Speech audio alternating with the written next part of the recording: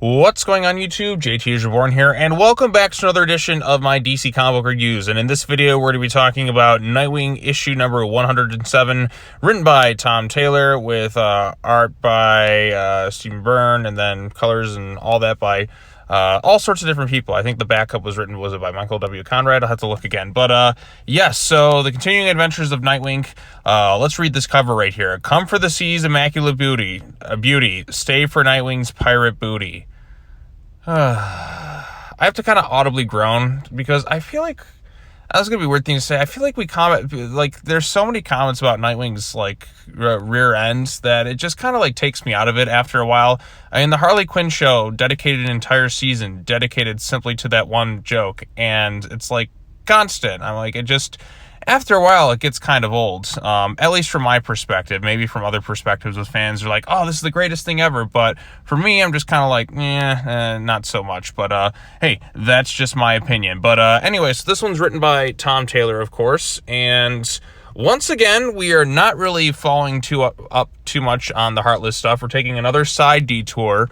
And I just don't know if we're ever going to finish that storyline. Like, I feel like at some point I'll be like, well, yeah, I'm off the book. Someone else will take over, and then they just ignore the Heartless stuff. I just want the Heartless stuff to be finished, but we never seem to finish it at all in this book, and that's been one of my main criticisms. Now, with that said, I did think this was a kind of a fun little, like, single issue. I think they've done, like, in all honesty, I think Tom Taylor has made the character of Bia more interesting with this whole pirate background. I mean, I like pirate stuff. I enjoy the Pirates of the Caribbean movies. One of my favorite films of all time is Hook. I mean, I like a good swashbuckling adventure, and I feel like I haven't really gotten a good swashbuckling adventure in terms of like movies or something like that in a while. So to see that adapted here in a comic book sense, I think there is some potential to make something fun out of it. And of course, they have Nightwing on this cover right there, dressed, as they mentioned, like some romance novel. Like, they do kind of make a joke about it. I mean, let's be there. It's just there kind of for like that fan service element, if you will. But yeah, so they're kind of flashing back to stuff with the whole Rick Grayson stuff. And as you all know, Rick Grayson was not a very popular story decision from DC Comics. It was unanimously hated. Dan Jurgens tried to do the best he could to save it, and he wasn't really able to. Rick Grayson was a failure in concepts, and it was a failure in execution. Nobody likes Rick Grayson. The less we say about it, the better. But this thing here, like I said, adding some new context to the relationship, kind of explaining things. Like I said, this is Dick Grayson's ex. He fell in love with Bia, which, you know, I wasn't a huge fan of Bia. She wasn't, like, awful or anything like that. She just wasn't all that interesting.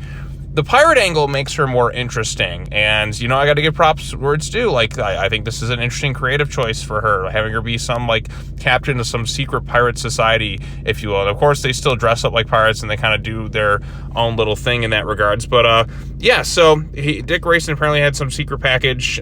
This captain here, who was Bia's, like, adoptive father, he was killed by something, and like now, like, she kind of fears for her life that like somebody's there to try and target her.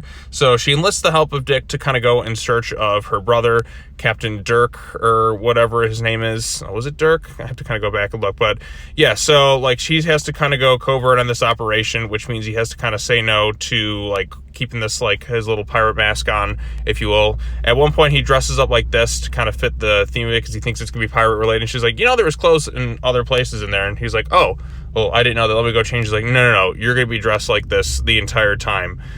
This is kind of like the punishment, I guess. And plus, she likes the view, I'm sure.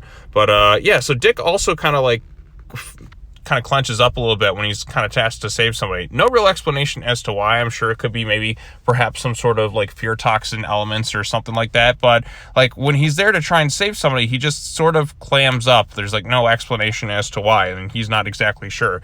But there's something going on there. There's some more mischievous things going on, and he's going to have to go kind of like off the grid, if you will. Like, he's not going to showcase his mask that he's wearing. They're going to go ahead and track down Bia's like adoptive brother, and that's basically where the issue ends. She throws his mask off to the side. Why she need to do that? I mean, yeah, I guess they're going off grid or whatever, and he's Dick. He's going to go try and help her regardless, but and try and get to the bottom of this little mystery. So, I mean, that's the issue in a nutshell. There's also a backup written by Michael W. Conrad with Serge Acuna as the artist, and kind of like the last issue, like, you have this mysterious group kind of following Dick Grayson around. I guess they want his money and all sorts of stuff because, like, he's a billionaire now. Also, why didn't he buy Wayne Manor and let Vandal Savage buy it? You know what I mean? Like, there's some questionable things in that regards. But here we get this art style. They kind of call Jason emo, and the way they kind of have him drawn here. I mean, I kind of like the art style for the most part. Well, you definitely get the gray strands of his hair in there as well, and you have these I mean, like, look at this get up right here. They look like strippers, like, trying to fight him. I mean, and it goes horribly wrong for them, and then they kind of leave a note for the guy who's trying to get some stuff out of Dick. He's like, hey, 3 bears are down, needs medical assistance, I know what you want, stop now before you get hurt. And the guy's in a sense of a panic. I mean, the last issue he tried to find out, and he's like, how many broads is this guy dating or whatever, and then he has all these other things.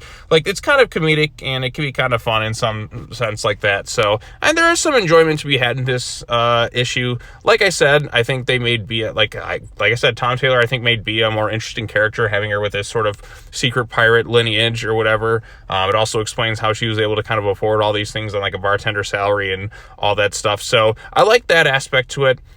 Again, my main complaint with the Nightwing book is its inability to finish the Heartless storyline.